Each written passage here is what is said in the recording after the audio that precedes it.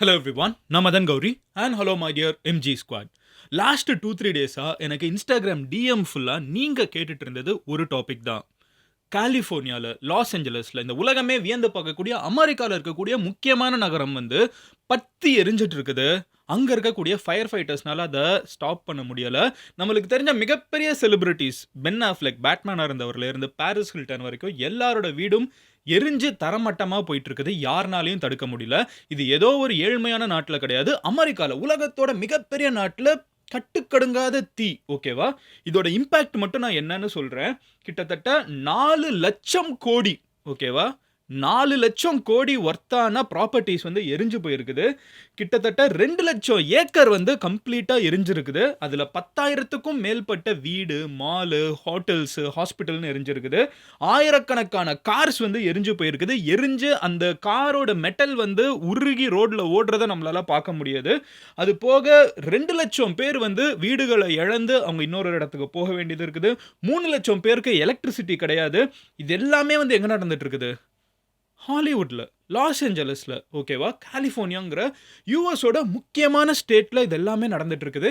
எதனால, என்ன நடந்துட்டு இருக்குங்கிறத இன்னைக்கு எல்லாருமே பரபரப்பா பேசிட்டு இருக்கிறது. இது எல்லாத்துக்கும் காரணம் மனுஷனா? எவனோ ஒருத்தன் இதெல்லாம் ஆரம்பிச்சு விட்டுருக்கானா? இல்ல இயற்கையாவே இதெல்லாம் ஆரம்பிச்சிருச்சா? என்ன நடந்திருக்கு? டீட்டெயிலா சொல்றேன். ஃபர்ஸ்ட் விஷயம் என்னன்னு பார்த்தீங்கன்னா, நம்ம வந்து இதோட ஜியோகிராபிக்கல் லொகேஷன நான் சொல்லிடுறேன். ஸோ அமெரிக்காவ நம்ம எடுத்து பார்க்குறப்போ 2 எண்ட் இருக்குது. ஒரு எண்ட்ல இந்த நியூயார்க், வாஷிங்டன் இதெல்லாம் இருக்கும். இது வந்து மோர் ஆஃப் என்ன சொல்ல ஒரு கவர்மெண்ட்லாம் இந்த சைடு தான் ஆப்பரேட் பண்ணுவாங்க. அப்படியே அதுக்கு ஆப்போசிட் எண்ட் பார்த்தீங்கன்னா, கடல்லேயே இன்னொரு எண்ட் பார்த்தீங்கன்னா, அங்க வந்து லாஸ் ஏஞ்சலஸ் இருக்கும். லாஸ் வேகாஸ் இருக்கும். இதெல்லாம் more of entertainment, glamorous, tech companies எல்லாமே இருக்கக்கூடிய இடம் இது. மோர் லைக் மும்பை மாதிரி வச்சுக்கோங்களேன். இந்த சைடு டெல்லி மாதிரி இருந்துச்சுன்னா, இந்த கடற்கரையில வந்து மும்பை மாதிரி இருக்கும். 2மே ஆப்போசிட் எண்ட்ஸ். இதுல இந்த மும்பை மாதிரி இருக்கக்கூடிய இடத்த தான் நம்ம ஜெனரலா வந்து லாஸ் ஏஞ்சலஸ் அப்படின்னு சொல்லுவோம். இந்த லாஸ் ஏஞ்சலஸ்ல வந்து நெறைய பகுதிகள் இருக்குது. இதுல ஒரே நேரத்துல மல்டிபிள் காட்டுத் தீகள். ஓகேவா? இதெல்லாம் வீட்டுக்குள்ள இன்னைக்கு வந்துருச்சு. ஊருக்குள்ள பரவிட்டு இருக்குது. திடீர்னு பெசன்ட் நகர்ல வந்து கம்ப்ளீட்டா தீ எரிஞ்சிட்டு இருந்தா எப்படி இருக்கும்? டி நகர்ல இருக்கிற எல்லா பில்டிங்கும் எரிஞ்சிட்டு இருந்தா எப்படி இருக்கும்? அண்ணா நகர்ல இருக்கிற எல்லாமே எரிஞ்சிட்டு இருந்தா எப்படி இருக்கும்? இது எங்கேயோ நான் சொல்லல. ஊருக்குள்ள நடந்துட்டு இருந்தா எப்படி இருக்கும்? அப்படியே ஒவ்வொருத்தங்க கிட்டயும் உங்க வீடு எரிய போகுது வெளிய வாங்கன்னு சொல்லிட்டு இருந்தா எப்படி இருக்கும்? அதுதான் நடந்துட்டு இருக்குது. ஸோ இதெல்லாம் எங்க? நான் சொன்ன மாதிரி லாஸ் ஏஞ்சலஸ்ல நடந்துட்டு இருக்குது. பட் இதெல்லாம் எப்போ ஆரம்பிச்சிருக்குதுன்னு பார்த்தீங்கன்னா, ஒரு 4, 5 டேஸ்க்கு முன்னாடி. ஓகேவா? 4, 5 டேஸ்க்கு முன்னாடி லாஸ் ஏஞ்சலஸ்ல பல பகுதிகள்ல வந்து கொஞ்சம் கொஞ்சமா தீ நெறைய இடத்துல வர ஆரம்பிக்குதுங்கிற அனவுன்ஸ்மென்ட்ஸ் வர ஆரம்பிக்குது. இந்த தீ எப்படி உருவாச்சு அப்படிங்கிறது வந்து நான் கடைசியில சொல்றேன். ஓகேவா? ஏன்னா அதுல வந்து நெறைய தியரீஸ் இருக்குது. இன்னும் எக்ஸாக்ட்டா இதனால தான் தீ உருவாச்சுன்னு நம்மளுக்கு தெரியாது. பட் இன்னைக்கு நான் இந்த வீடியோ எடுக்கிறதுக்கு கொஞ்ச நேரத்துக்கு முன்னாடி ஒரு ஹோம்லெஸ் மேன். ஓகேவா? வீடு இல்லாத ஒருத்தங்க. அவங்க வந்து ஒரு சைக்கிள்ல நெறைய இடத்துல இந்த ஃப்ளேமர்ன்னு சொல்லுவாங்கல்ல. இந்த சினிமாலலாம் காமிப்பாங்கல்ல, ஒரு பட்டன் அமுக்கினீங்கன்னா தீ வெளிய பெருசா வரும்ல. அந்த மாதிரி ஒரு இத தூக்கிட்டு ஹாலிவுட் பக்கம் வந்து அந்த ஹாலிவுட் மவுண்டன்னு சொல்லுவாங்கல்ல, அந்த சைடு வந்து நெறைய இடத்துல சுத்திட்டு இருந்தாங்கன்னு சொல்லிட்டு, அங்க இருக்கக்கூடிய ஊர் மக்கள் புடிச்சு போலீஸ் கிட்ட குடுத்துருக்காங்க. ஒருத்தங்க அரெஸ்ட் ஆயிருக்காங்க. அப்ப இதெல்லாம் மனுஷன் செஞ்சதா? ஆனா மனுஷன் செஞ்சா கூட ஒரு தீய தானே பண்ண முடியும். ஊரு ஃபுல்லா எப்படி தீ எரிஞ்சிட்டு இருக்குது? ஸோ இதுக்கெல்லாம் பேசிக்கான ரீசன் நான் எல்லாமே உங்ககிட்ட சொல்றேன். பட் அதுக்கு முன்னாடி சிச்சுவேஷன் என்னன்னு சொல்லிடுறேன். ஸோ தீ வந்து கட்டுக்கடங்காம எரிஞ்சிட்டு இருக்குது. ஓகேவா? ஸோ பேய் மாதிரி எரிஞ்சிட்டு இருக்குது. இப்போ என்ன இதில ஆடட் பிரச்சனைன்னு பார்த்தீங்கன்னா, கொஞ்சம் கொஞ்சமா தீ பரவுறதுக்கு முக்கியமான காரணமா இருக்கிறது, சாண்டா ஆனா விண்ட்ஸ் அப்படின்னு சொல்றாங்க. ஸோ இந்த ஒரு விண்ட் வந்து ஆனுவலா இந்த காலகட்டத்தில அடிக்கக்கூடிய காத்து தான். ஒரு பர்ட்டிகுலர் திசையில, ஒரு பர்ட்டிகுலர் சீசன்ல காத்து அடிக்கும்ல. இது அந்த மாதிரி அடிக்கக்கூடிய காத்து தான். பட் இப்போ ஆல்ரெடி தீ வந்து நெறைய இடங்கள்ல பத்தி எரிஞ்சிட்டு இருக்குது. அப்போ இந்த சாண்டா ஆனா விண்ட் வந்து நார்மலா இருக்கிறத விட அதிகமான ஸ்பீட்ல 140 கிலோமீட்டர் பெர் ஹவர் ஸ்பீடு. நீங்க கார்ல அப்போ போனீங்கன்னா டங் டங் டங்ன்னு அடிச்சிட்டு இருக்கும். அந்த ஸ்பீடு யோசிச்சுக்கோங்க. அந்த ஸ்பீட்ல இந்த காத்து வந்து லாஸ் ஏஞ்சலஸ் மேல இயற்கையா அடிக்குது. இந்த தீ எப்படி ஃபார்ம் ஆச்சுன்னு நம்மளுக்கு எக்ஸாக்ட்டா தெரியலனாலும், மனுஷன் மேல சில பேர் சொல்றாங்க.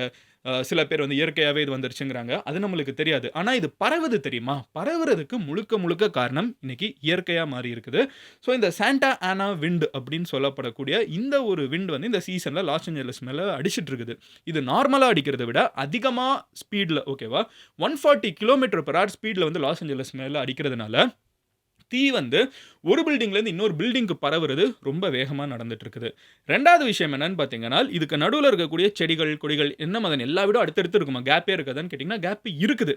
அதுல என்ன பிரச்சனை வந்துருச்சுன்னு பார்த்தீங்கன்னா, இங்க ஒரு பில்டிங்ல இருந்து இன்னொரு பில்டிங்க்கு நடுவுல இருக்கக்கூடிய கேப் இருக்கும்ல, அந்த கேப்ல வந்து நெறைய 2022 அண்ட் 23, அதாவது இப்போ லாஸ்ட்டாக வந்தது 24, அதுக்கு முந்தின சீசனும் அதுக்கு முந்தின வருஷனும் இருக்கும்ல. ஸோ லாஸ்ட்டு 3 வருஷத்தில் 2 வருஷம் வந்து பயங்கரமான மழை, அப்புறம் 2 வருஷம் பயங்கரமான மழை. 2024 பார்த்தீங்கன்னா one of the driest season Los ஏஞ்சலஸில். ஓகேவா?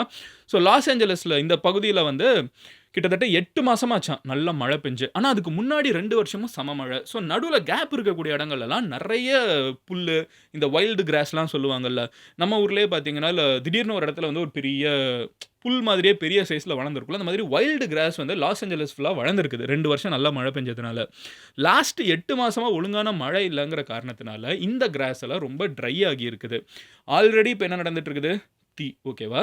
இப்போ ஜான்வரி மாதம் பெய்ய வேண்டிய மழையும் அங்கே பெருசாக பெய்யல. டிசம்பர் மாதம் இருக்க வேண்டிய கோல்டு கூட அந்த அளவுக்கு மேக்ஸிமமாக இல்லைங்கிறாங்க. ஸோ இதுக்கு நடுவில் இந்த இந்த வளர்ந்த ஷ்ரப் எல்லாம் இருக்குல்ல, இந்த வைல்டு கிராஸ்லாம் சொல்கிறாங்களே, வீட்டுக்கு வீடு நடுவில் வளர்ந்த பெரிய பெரிய செடி எல்லாமே வந்து 8 மாசமாக நார்மலாக மழை இல்லைங்கிறதுனால பயங்கரமாக காஞ்சு போய் வைக்கோலாக மாறிடுச்சு. ஓகேவா? வைக்கோல் நிலமையில இருக்குது. வைக்கோல் நிலமையில இருந்தால் என்ன, தீ வச்சா எப்படி பரவும்? ஸோ அந்த வைக்கோல் மாதிரி இருக்கிறப்போ தான் இந்த காட்டு தீயை வந்து ஸ்ப்ரெட் பண்ணி விடுறதுக்கு காற்று வேற பயங்கர ஸ்ட்ராங்காக அடிக்குது. அது வந்து வீடுலேருந்து வீடுக்கு ஜம்பாக வச்சுட்டு இருக்கப்போ நடுவில் இருக்கக்கூடிய இந்த புல்லு இதெல்லாமே வந்து பயங்கரமாக எரிய ஆரம்பிச்சிடுது. ஸோ அது இன்னும் அதிகமாக்கி விட்டுருது ஃபயரை. இதோட இம்பேக்ட் என்ன அப்படின்னு பார்த்தீங்கன்னா, நான் சொன்ன மாதிரி பில்டிங்ஸ் எரிஞ்சு போயிருக்குங்க. 1, 2 பில்டிங் கிடையாது, ஆயிரக்கணக்கான பில்டிங்ஸ் எரிஞ்சு போயிருக்குது. ஆயிரக்கணக்கான பிஸ்னஸ் அழிஞ்சு போயிருக்குது. மொத்தமாக 4 லட்சம் கோடி வந்து அழிஞ்சு போயிருக்குது இது வரைக்கும்னு மட்டும் சொல்கிறாங்க. இன்னமும் நம்ம இதை நிறுத்தலை. ஏன் அமெரிக்கா நிறுத்த முடியலங்கிறதுக்கு அடுத்து வரேன். முதல்ல இம்பாக்டை சொல்லிடுறேன். ஸோ இப்போ எப்படி வந்து இது ஆரம்பிச்சிச்சுன்னு நான் ஆரம்பிச்சது எப்படி நம்மளுக்கு தெரியலை. ஒரு ரீசன் என்ன சொல்கிறாங்கன்னு பார்த்தீங்கன்னா, நம்மளுக்கு வந்து 3-4 ரீசன் சொல்கிறாங்க. இல்லை, மேஜர் ரீசன் எல்லாரும் என்ன நினைக்கிறாங்கன்னா, இது நேச்சுரலாகவே காட்டிலேருந்து உருவாகி இருக்கும். காட்டுக்குள்ளே ரொம்ப ட்ரையான சீசன்ங்கிறதுனால திடீர்னு மலையிலலாம் பார்த்தீங்கன்னா, இந்த கொடைக்கானல் சுற்றி ஊட்டி சுற்றி இருக்கிறவங்களுக்குலாம் தெரியும், திடீர்னு மலையில் வந்து கொஞ்சம் தூரம் எரியும். ரொம்ப ட்ரையான சீசன் இருக்கிறப்போ 2 மரம் வரசுறப்போ தீ வரும்ல, அந்த மாதிரி வர வாய்ப்பு இருக்குது. அது ஒரு ரீசன். அது நேச்சுரல் கலாமிட்டி. ரெண்டாவது ரீசன் என்ன அப்படின்னு பார்த்தீங்கன்னா, இந்த விண்டு இருக்கிறதுல இதெல்லாம் ரொம்ப ட்ரையான ஏரியாவாக இப்போ இருக்குது. 8 மாசமாக மழை கிடையாது. இந்த இடத்துல எலக்ட்ரிசிட்டி வந்து நிறைய இடத்துல ஹை லைன்ஸ் கொடுக்கப்பட்டிருக்குது. எங்கேயாவது இந்த வெயில் சீசனில் அதிகமாக எலக்ட்ரிசிட்டி ஒயர் கட் ஆகுதுனால் கட் ஆகி கீழே வந்து அந்த புல்லில் போய் உரச போகுது. இந்த புல்லெல்லாம் காஞ்சு போன புல்லாக இருக்குது. இந்த வருஷம் சூடு வேறு அதிகமாக இருக்குது. இதில் ஒரு ஸ்பார்க் வந்து ஃபயர் உருவாகி இருக்கலாம். இது நேச்சுரல் ரீசன்.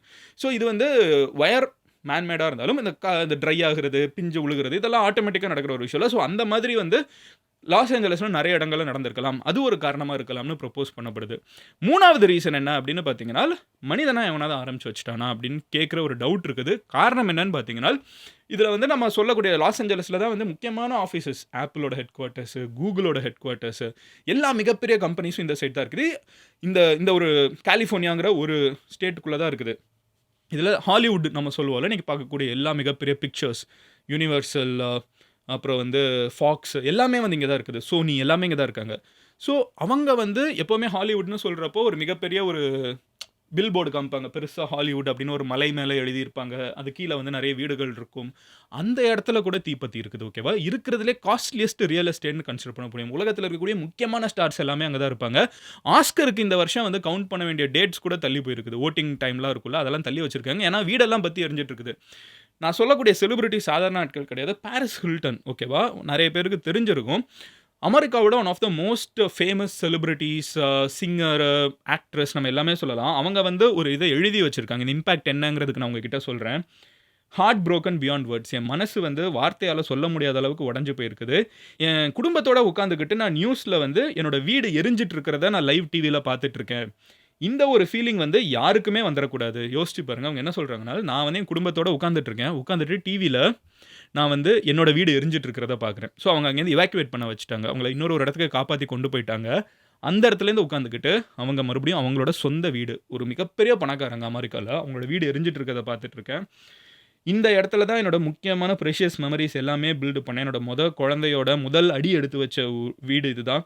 நான் என்னோட நிறைய கனவுகள் வந்து இந்த வீட்டில் இருந்துச்சு. இது எல்லாமே என் கண்ணு முன்னாடி அழிஞ்சிட்டு இருக்கிறது என்னால் வந்து ஏற்றுக்கவே முடியல. I am holding on to gratitude that my family. ஆனால் அதே நேரத்தில் நானும் என் கூட இருக்கிற என்னோட பெட் எல்லாமே வந்து உயிரோடு இருக்கோங்கிறதுக்கு நான் பயங்கர கிராட்டிடியூடாக இருக்கேன். My heart and prayers are going out to நான் என்னோட ப்ரேயர்ஸ், என்னோட எல்லா விதமான பிரார்த்தனைகளும், என்னோட என்னை இதே மாதிரி பாதிக்கப்பட்ட எல்லாரோட குடும்பத்துக்கும் போகுது. அண்ட் எல்லாரோட மெமரீஸ் எல்லாமே கண்ணு முன்னாடி எரியறத பார்க்குறதுக்கு சுத்தமா அக்செப்ட் பண்ண முடியல. இன்னமும் நெறைய பேர் வந்து இதுக்கு நடுவுல மாட்டிட்டு இருக்கவங்க இருக்காங்க. அவங்கள நெனச்சும் இன்னும் ரொம்ப கஷ்டமா இருக்குதுன்னு எழுதி வச்சிருக்காங்க. ஸோ இது ஒரு செலிபிரிட்டி தான். இந்த மாதிரி நம்ம யோசிச்சு பாருங்க. மும்பைல வந்து ஷாருக் கான் வீடு எரிஞ்சிட்டு இருந்தா எப்படி இருக்கும்? சென்னையில வந்து சரி இத சொன்னா வந்து ஒரு உவமைக்கு சொல்றேன்னு தெரியாம நெறைய பேர் சண்டைக்கு வருவாங்க. பட் உங்களோட ஃபேவரைட் ஸ்டார் யாருனாலும் வச்சுக்கோங்க. அவங்களோட வீடு, அவங்களோட ஏரியாவே பத்தி எரிஞ்சிட்டு இருந்தா எப்படி இருக்கும்? யோசிச்சு பாருங்க. அந்த அளவுக்கு வந்து ஒரு இம்பாக்ட் அங்க ஏற்பட்டிருக்குது. அண்ட் இது எல்லாத்துக்குமே காரணம் என்னவா வேணாலும் இருக்கலாம். அதில ஒருத்தன் வந்து இந்த ஃபயர் பிளேசிங்க வச்சுட்டு சுத்திட்டு இருந்தான்னு சொல்லிட்டு அவன அரெஸ்ட் பண்ணியிருக்காங்க. ஸோ அவன் ஒரு ஃபயர் ஆரம்பிச்சு விட்டுருக்கலாமா? இது ஊர்ல நெறைய இடங்கள்ல இருக்குது. ஒரே நேரத்தில மொத்தமா ஒரு பல இடங்கள்ல எரிஞ்சிட்டு இருக்குது. இதோட இம்பாக்ட் நான் ஆல்ரெடி சொன்ன மாதிரி 2,00,000 ஏக்கர் 2,00,000 ஏக்கர் வந்து சென்னையை விட மிகப்பெரிய சைஸ் ஓகேவா? சென்னைங்கிற மொத்த சிட்டியை விட மிகப்பெரிய சைஸு. 10,000 வீடு மால் நான் ஆல்ரெடி சொல்லியிருந்தேன். அது போக வந்து காரெல்லாம் நெறைய இடத்துல வந்து எவாக்குவேட் பண்ணுங்கன்னு சொல்லி நெறைய பேர் கார்ல வந்துட்டு இருந்திருக்காங்க. வந்துட்டு இருக்கிற வழியிலே தீ அதை விட வேகமா வந்ததுனால காரை விட்டு வெளியே கிளம்புங்கன்னு சொல்லி கார் அங்கங்கே ரோட்ல போட்டுட்டு நெறைய பேர் ஓடியிருக்காங்க. அந்த ரோட்ல போடப்பட்ட கார் வந்து மத்த கார வழிமறிச்சிடக்கூடாதுன்னு சொல்லிட்டு, பின்னாடி ஒரு ட்ரக் வந்து அந்த காரெல்லாம் இடிச்சுட்டு, உடைச்சுட்டு போகிறத நம்மளால பார்க்க முடியுது. லிட்டரலா costly cars Lamborghini, Ferrari, Tesla எல்லாமே வந்து அடிச்சு உடைச்சுட்டு வந்து தள்ளி விட்டுட்டு போயிட்டு இருக்காங்க. அண்ட் இது கார்ஸ்க்கு இருக்கிற சிச்சுவேஷன். நெறைய பேரு இது போக இறந்தவங்களும் இருக்காங்க. இது எல்லாமே உயிர் பலிகள் எல்லாத்தையும் இல்லாம வச்சுட்டாங்களான்னு கேட்டீங்கன்னா, இல்ல. இறந்தவங்களும் இருக்காங்க. வயசானவங்க எஸ்பெஷலி நெறைய பேரு இந்த வீட்ல தனியா இருந்திருப்பாங்க. வெளிய கூப்பிட்டு வரதுக்கு ஆள் இல்லாம இருப்பாங்க. அந்த மாதிரி நெறைய பேர் இறந்து போயிருக்காங்க. இதுவரைக்கும் கவுண்ட் வந்து நம்மளுக்கு எக்ஸாக்ட்டா தெரியலனாலும், பட் ஈஸியா மோர் தேன் ஒரு டபுள் டிஜிட்டுக்கு நம்பர் போயிடும்னு சொல்றாங்க. ஸோ நெறைய பேர் இறந்திருக்காங்க. இன்னமும் நம்ம தேடிட்டு இருக்கோம். ஒரு வீட்டையும் வந்து நம்ம திறந்து பார்த்தா தான் எத்தன பேர் இறந்து போயிருக்காங்கன்னு நம்மளுக்கு எக்ஸாக்ட்டா தெரியும். எல்லாமே கரியா கிடக்குது. எல்லாமே காஞ்சு போய் ஒரு வீடே இல்லாம போனா எப்படி இருக்கும்? யுஎஸ்ல வந்து ஜெனரலா வீடு கட்டுற பழக்கம் வந்து வுட்ல வேற அதிகமா இருக்கும். ஸோ பரவுறது இன்னும் வேகம். நம்ம இந்தியால இருக்கிற வீடுகளோட அவ்வளோ ஈஸியா கம்பேர் பண்ண முடியாது. ஸோ வீடு எல்லாமே அவ்வளவு வந்து கம்ப்ளீட்டா பர்ன்ட் அவுட்டா இருக்கிற சிச்சுவேஷனும் நெறைய இடத்துல இருக்குது. ஸோ இதில ஸ்டீவன் ஸ்பில்பர்கோட வீடு எரிஞ்சு போயிருச்சு. Miley Cyrus, Ben Affleck, Paris Hilton நான் சொன்ன மாதிரி இவங்க எல்லாரோட வீடும் எரிஞ்சு போயிருக்குது.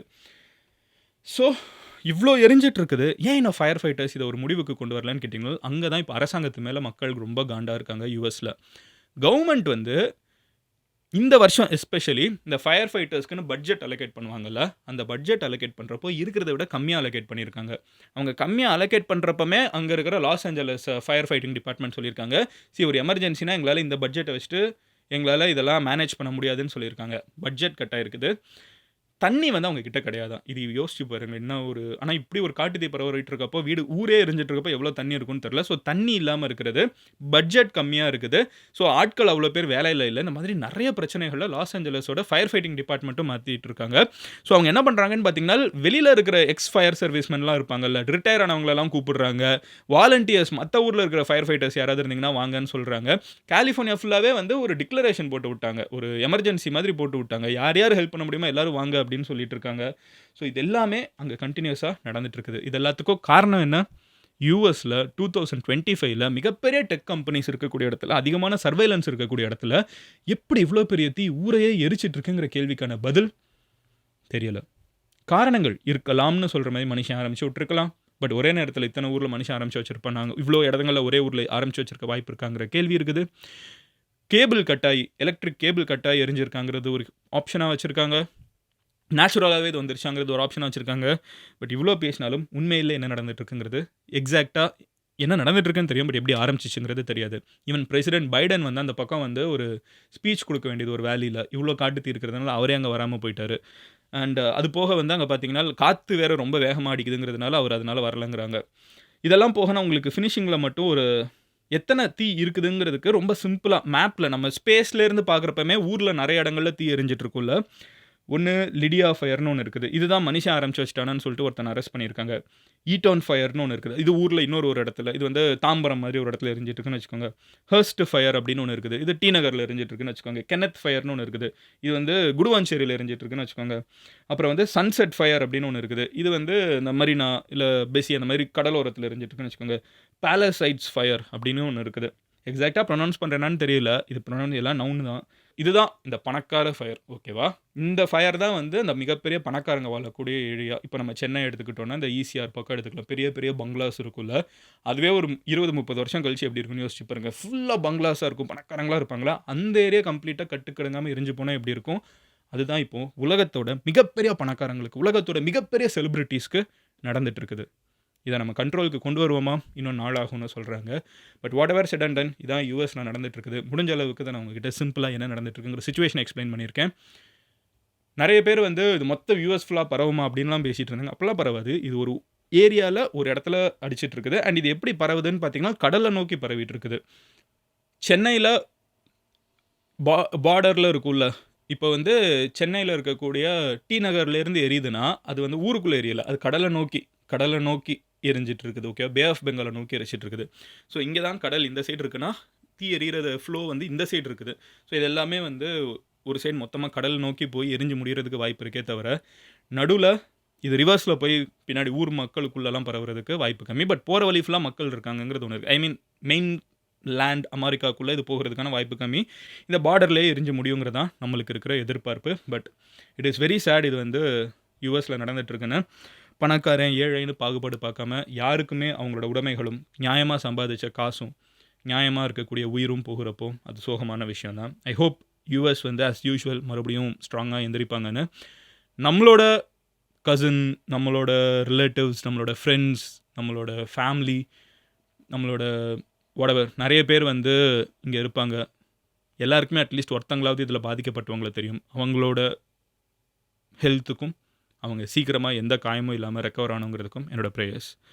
முடியிறப்போ நெறைய பேரு உக்ரைன்லேருந்து ஒருத்தவங்களோட கதைய பார்த்தேன். அது ரொம்ப எனக்கு டச்சிங்கா இருந்துச்சு. அத மட்டும் சொல்லிட்டு முடிச்சிடுறேன்.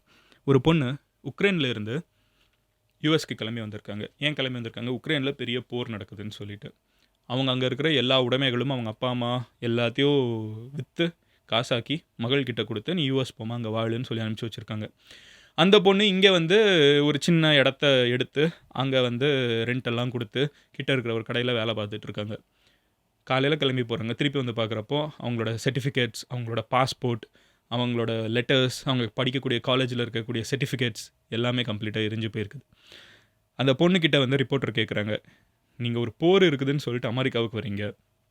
உங்களோட டாக்குமெண்ட்ஸ் எல்லாம் இங்க எரிஞ்சு போயிடுது. இந்த நிலைமையில நீங்க என்ன யோசிக்கிறீங்கன்னப்போ, ரொம்ப கஷ்டமா தான் இருக்குது. ஆனா நான் மறுபடியும் ஸ்க்ராட்ச்லேருந்து ஆரம்பிப்பேன்னு சொன்னாங்க. எனக்கு அவங்களோட ஆட்டிட்யூட் வந்து பயங்கரமா பாசிட்டிவா இருந்துச்சு. மறுபடியும் பரவால்ல, நான் மறுபடியும் ஆரம்பிப்பேன்னு. ஒரு 90 வயசு தாத்தா, "என்னோட வீடு, என்னோட சின்ன வயசுலேருந்து இருந்த எல்லா மெமரி, சொத்து எல்லாமே அழிஞ்சிருச்சு. பட் கவலை இல்ல. நான் மறுபடியும் ஸ்க்ராட்ச்லேருந்து ஆரம்பிப்பேன்னு" சொன்னாங்க. இந்த ஒரு ஆட்டிட்யூட் இருக்க வரைக்கும், உலகத்தில எந்த மூலையிலும் எந்த மனுஷனையும் அழிச்சிட முடியாது.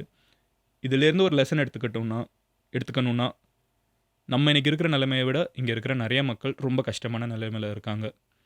அங்க லோன் கூட கிடையாதுங்க. ஹவுசிங் லோன் வந்து நெறைய இடத்துல வந்து போன வருஷமே குடுக்க மாட்டோன்ட்டாங்க. இங்க வந்து எனிவே இங்க ஒரு ஃபயர் வரலான்னு தெரிஞ்சு, நெறைய பேருக்கு வீடு லோன் கிடையாது. இருக்கிற எல்லா உடைமைகளும் போச்சு. அதான் அங்க மறுபடியும் அவங்க 0ல இருந்து இல்ல மைனஸ்ல இருந்து தான் ஆரம்பிக்க போறாங்க. இந்த பாசிட்டிவ் ஆட்டிட்யூட் உண்மையிலே நம்ம எல்லாருமே கத்துக்க வேண்டிய ஒரு விஷயம். நாளைக்கு நான் உங்கள ஒரு வீடியோல பார்க்குறேன். உங்க ஃப்ரெண்ட்ஸ் யாராவது யுஎஸ்ல இருந்தாங்கன்னால், அவங்கள பத்தி கன்சர்ன்டா இருக்கக்கூடிய ஃபேமிலீஸ்க்கும், அவங்களுக்கும் இந்த வீடியோவ நீங்க ஷேர் பண்ணுங்க.